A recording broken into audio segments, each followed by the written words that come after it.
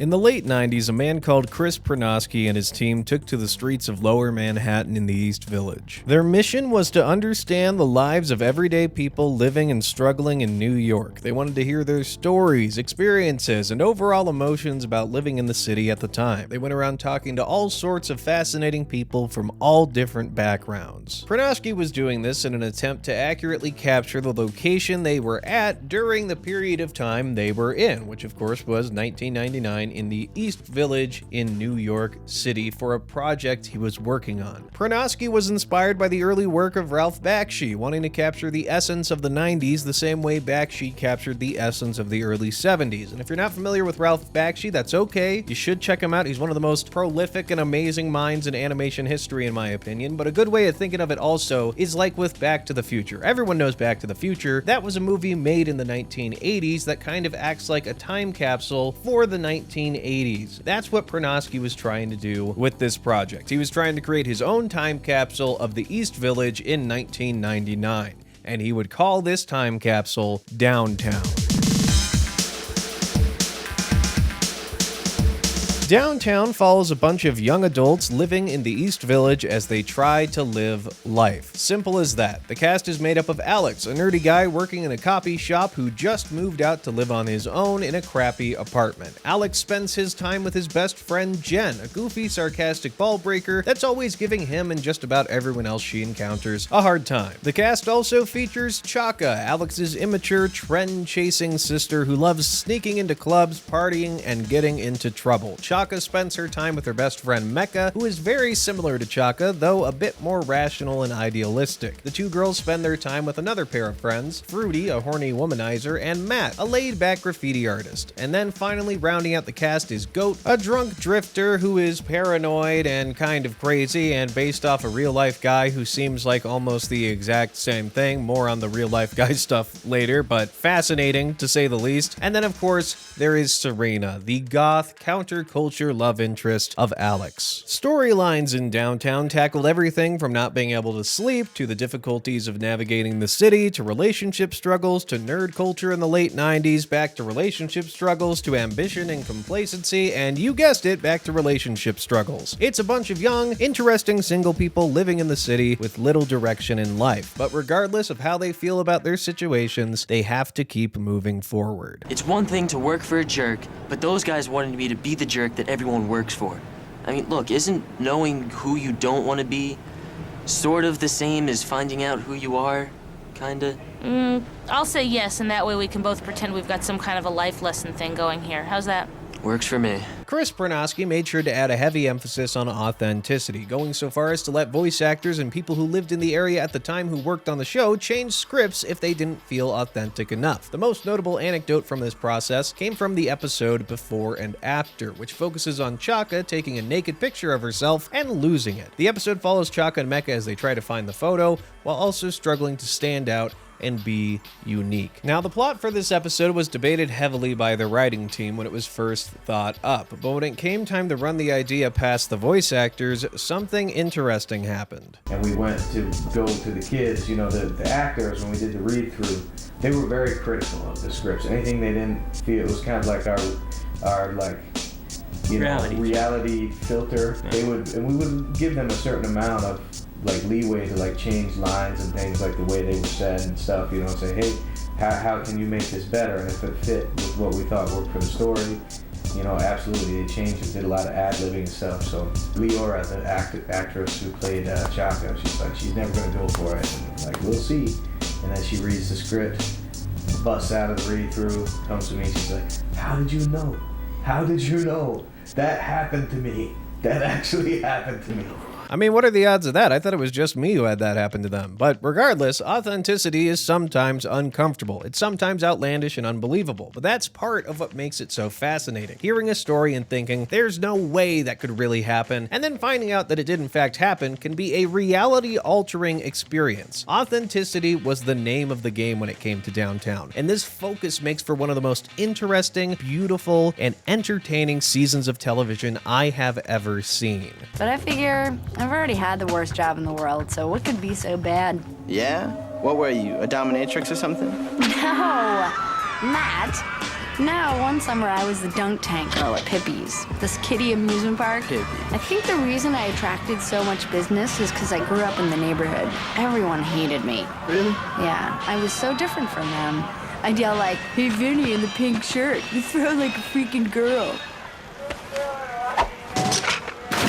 Yeah, the dunk tank thing. I think the reason that they kept me so long and I was really good at it is because in that neighborhood, Bensonhurst is where it is, it's like this total neighborhood, and I was like the only one there that wasn't. I would totally make fun of them, and they would spend exorbitant amount of money trying to dunk me. down. I would be like, hey, Vinny in the pink shirt, you know, what are you, a and they can't stand that. They freak. They spend like $40 trying to dunk me. They totally freak out. The first thing I noticed when watching Downtown was just how natural all of the dialogue felt. It feels casual and impromptu, like these characters really just ran into each other and started chatting and joking around. The voice performances as well are really striking. With the exception of the overblown nerdy characters shown in some episodes, everyone delivers their lines as if they've got a billion other things running through their heads, and their words are just a side effect of their current situation, which is a really pretentious way of saying it sounds natural, like how real people talk, with words and whatnot. Don't you remember Furry Feet? I scored a whole box at a flea market on Long Island. And that's a good thing? They're classics. We'll get like $50 for them. What did they cost you? $1.75. Not bad. Yeah. You're always making like you're some sort of player. I'm not a one-woman man. Yeah, 99% of the time, you're a no-woman man. And then after school, we went to Mastori's and made them give us a bowl of gravy to dip the French fries in, which is a bizarre custom that I don't know where you get this They from. do that in Europe. Oh, they do? Yeah. Aren't you cosmopolitan? Sometimes I feel like a motherless child.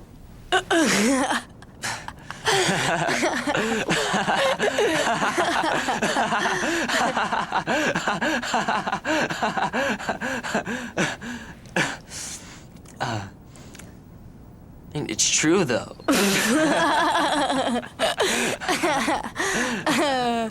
Oh, God. After watching Downtown, I rushed over to IMDb to see who did these voices, expecting to see a long list of now famous and accomplished voice actors, but that wasn't the case. Instead, I was greeted by a bunch of complete unknowns, people who were selected for this project as voice actors and then carried on with their lives afterwards to work on other things. At first, I was confused, but then I realized why these performers were selected. It wasn't because they were the best of the best at the time or the most accomplished, it was because they were the right voice actors for a show about the East Village in 1999. Because they had lived there, they'd been around, they understood the assignment. They were authentic. Who better to voice a character in a show that's supposed to be genuine and relatable than a genuine, relatable person? The characters and voice actors are interchangeable in some ways. Chris Pernosky gave the performers a lot of leeway with their lines and gave them room to improvise for the sake of authenticity. He also went as far as including real-life stories from some of the New Yorkers he interviewed. The original pitch for Downtown was just going to be a set of animated interviews of New Yorkers, but executives got involved and wanted a more structured story with actual characters, and for the first time in a long time, I have to say, I agree with the executives on this one. As interesting as it is to hear from New Yorkers and see their stories animated, having those stories turn into characters themselves was a brilliant idea, because every main character in Downtown is just as memorable as they are fascinating. These characters feel real, they sound and act like people you could run into walking down the street, and in a lot of ways, these characters are people you could run into on the street. They're faithfully based off of real experiences and real people. You can't get more authentic than that when it comes to making an animated show. That woman over there, you think she's a hooker? Why do you say that? I don't know. She looks kind of hookery. Fancy manicure, high heels, cell phone. Oh, she's totally a hooker. Or a call girl. Or maybe an escort. That's right. I'll come over at midnight and we'll have sex. Then you'll pay me money, 'cause I'm a hooker. The second thing I noticed while watching Downtown was just how creative a lot of the animation and storytelling choices were. There are all these amazing dreamlike sequences that crop up throughout the show that are both artistically beautiful and amazing storytelling tools. If a character is reminiscing about something, there's usually a fun animated segment to go along with it to help illustrate what they're talking about. It's not really a cutaway gag or even a fantasy a character is having, it's an artistic representation of their emotions or of an experience they or someone someone else once had. Every time one of these segments came up, I always had a smile on my face. You wouldn't have this problem if you didn't spend so much money on toys. Right. Your room is like filled with like Star Wars crap and Transformers and Hot Wheels and it looks like a 6-year-old boy lives there. Wait, I take that back. A 6-year-old boy wouldn't have a collection of the Spice Girls dolls. Man, I like Scary Spice. Yeah, I like Posh Spice. Oh, she's pretty good too, Posh man. Spice. Oh my God, you were so creeping me out. Now, you'd think these dreamy segments would take away from the authenticity of the show. On paper, it might not seem like the most relatable and grounded thing ever, but part of what makes Downtown such a special show is the fact that it presents its world in dozens of different ways. From urban legends to cautionary tales to insomnia-induced hallucinations to reminiscing on the past to daydreaming to paranoid fantasies. These artsy segments where the animators really get to flex their muscles serve to present the emotions and thoughts of the characters in a really beautiful way. It reflects the griminess of New York City alongside the allure of living there. It's a big scary place where all sorts of people get up to all sorts of things. I couldn't help but think of other shows set in New York while watching Downtown, like Friends and How I Met Your Mother. In those shows, New York is just a setting for the characters, but in Downtown, and I know this is a cliche, New York is really a character all on its own. I've heard so many shows say that, so many producers say that, like, oh, you're setting a show in New York, it's its own character. But what does that really mean? Like, you just have this city with all this history and all these people moving around and all this culture mixed together. I mean, that's kind of something, but what I really love about Downtown is it takes New York and it turns it into this, like, fantasy world, like this legendary thing with all this mythos, and it's able to present it in a way that feels like reality, but a heightened, crazy version of it. And for those reasons, I think it's fair to say that Downtown accomplishes making New York its own character, giving it something that no other show really has. This ability to make a world that feels like it's from a fantasy novel or something at times, even though it's just real life. It's just the way that they're telling these stories from reality that makes it so otherworldly. Any of the transit cops spot us, we're screwed. You know what I heard about those cats? I heard they have this blacked out flatbed train that turns into a pit fight train at night. It's like blood sport. The strongest workers fight each other in some kind of like heavyweight death match. You're a suck-ass liar. If they're so ferocious, then how come so many people are allowed to live in the subways? Because you know there's like 5,000 people down here with us. There are like whole communities of mole people with mayors and everything. Come on, mole people? Yeah, and farther down, there are people totally detached from reality who are like waiting for the apocalypse when everyone will have to go underground to survive. And they'll be ready because they have all this mac and cheese and crap.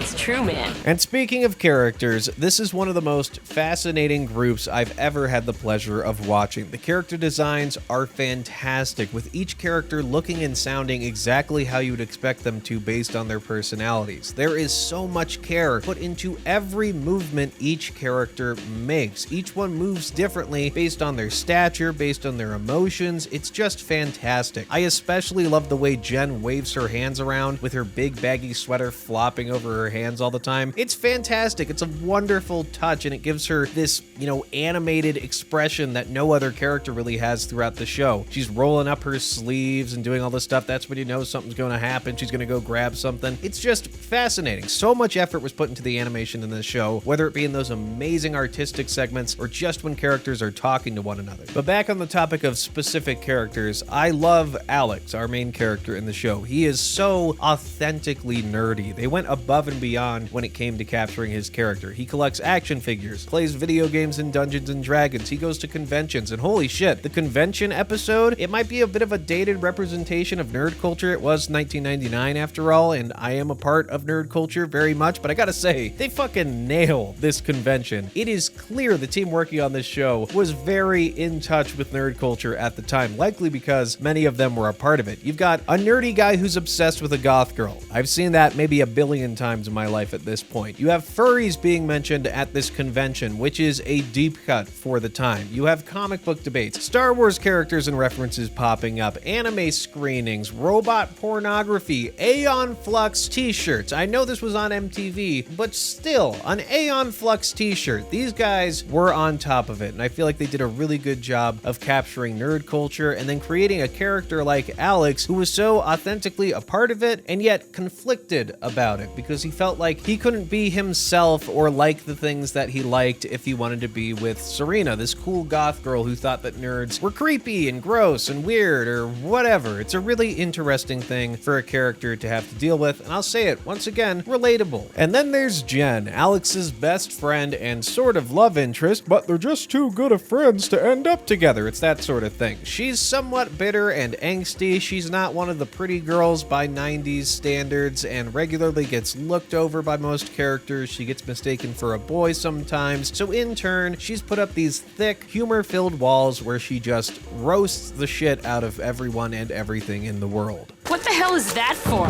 Just in case. Great. If we're attacked by a psychopath, you can whittle him to death. No, can you quit busting my balls for 1 single second? Ooh, hey, watch it with that knife, Conan. Oh, come on. Hey, wait up. Hey, slow down, nature boy. No, screw you, Jen. I'm sick of your smarmy comments. I may not be the toughest guy out there, or the smartest, but at least I can admit it. All you ever do is complain and tear down your friends and pick on people. But I'm just kidding. Yeah, you're always kidding. Hey, Alex, you know, you get the most abuse because you're my best friend. Sorry about that. You're apologizing. Yeah. Okay. Now, I don't give a fuck what anyone says. Jen is easily my favorite character on this show. Sure, she's mean, sure, she judges people very harshly, she messes with people for her own entertainment, but she has her reasons, and even if her reasons aren't strong enough to justify some of her more mean-spirited behavior, she reminds me of people I've met before. People who were disenfranchised by the world around them, but they chose to laugh and make fun of it instead of letting it keep them down for too long. And again, her voice performance is just fantastic.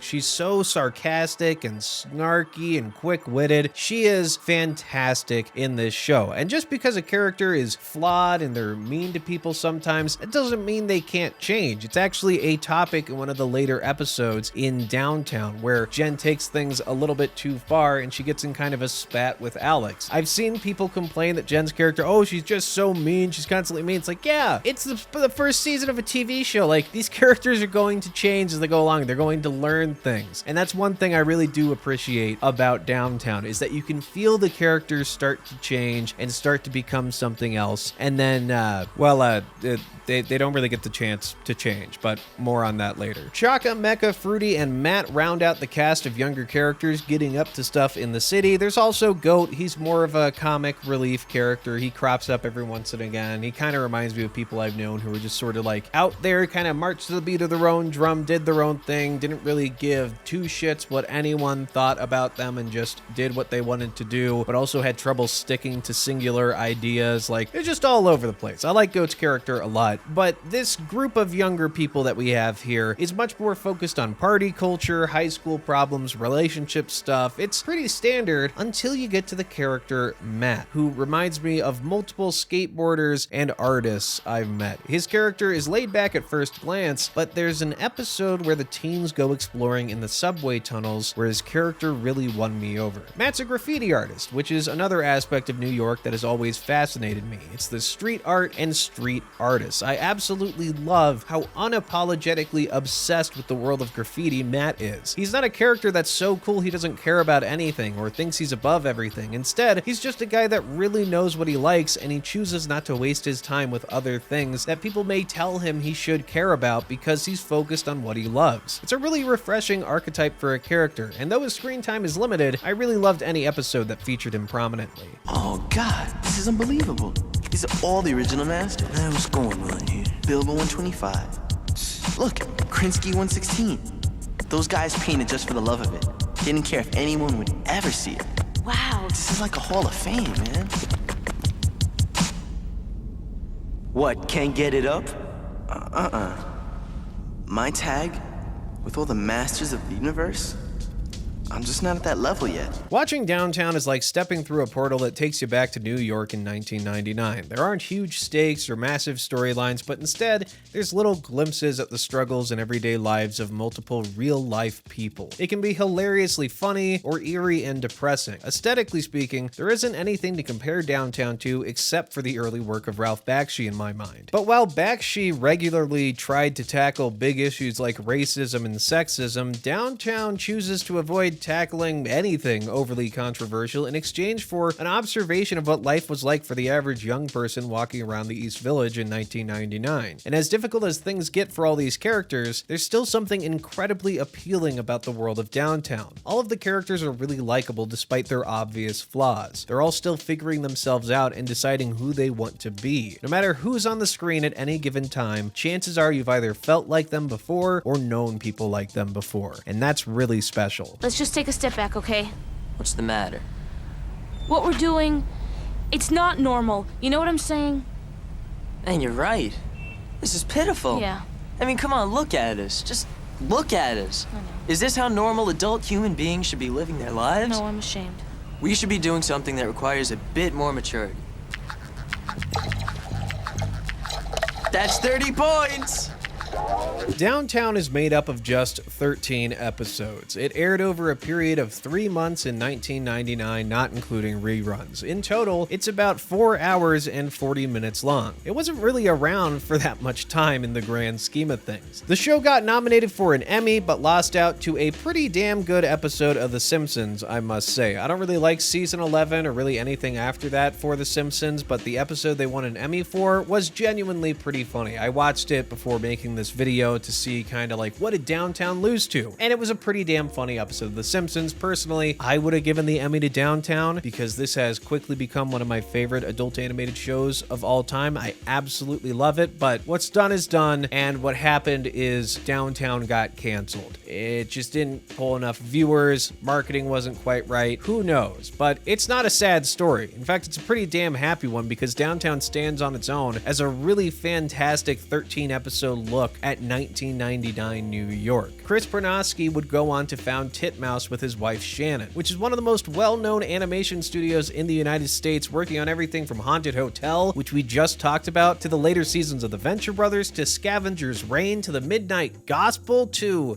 Big Mouth. Hey, 4 out of 5 is not bad. Plus, the Midnight Gospel, Scavenger's Reign, and the Venture Brothers are some of my favorite adult animated shows of all time, period. They are tremendous, and I'm happy to say Downtown is sitting right up there with them as one of my favorites as well. 25 years later, and this time capsule is still getting cracked open and revisited. Unlike other shows that got canceled like Clone High or Undergrads or The Critic, I feel like Downtown doesn't really need a follow-up. It's such a perfect slice of life from the late 90s, and as we learned with Clone High, sometimes a show's best left dead, even when it has boundless potential. But the wonderful thing about art and TV shows is that they can never really die so long as people are still watching and talking about it. I found this channel called NYC. You've probably noticed their name in the corner of the screen with some of these interviews I've been showing. This guy is a big fan of Downtown as well, and he went so far as to track down many of the voice actors and even the creator of the show for interviews over the last 2 years, and they're all tremendous. You should go check them out. And it was because of NYC that I decided to revisit Downtown, and thank God for that, because it is absolutely fantastic. There isn't another show like it out there today, and after all, how could there be? Downtown is by design a show made about a very specific period of time. It's authentic, grounded,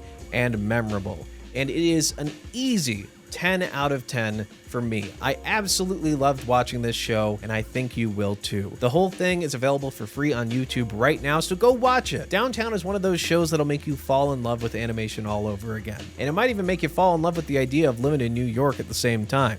Gotta say, Friends never made me want to move to New York. It did, however, make me want to move to a different room where it wasn't playing on the television. And as for How I Met Your Mother, I gotta say, that show actively pushed me away from moving to New York, because there is no way on fucking planet Earth I want to live in the same place as that mopey ass Ted Mosby, where he goes around dating every beautiful woman in the city and just goes every episode in and out. What do I do? I'm so sad. I'm Ted Mosby. That's how he actually sounds in the TV show. But I guess the rest of the cast is okay though. Also, New York has the Ninja Turtles, so that's cool. And Spider-Man. And the bad Godzilla movie. And Futurama. That's it though. I guess that's the end of the video. See y'all next time. Go watch Downtown. Bye!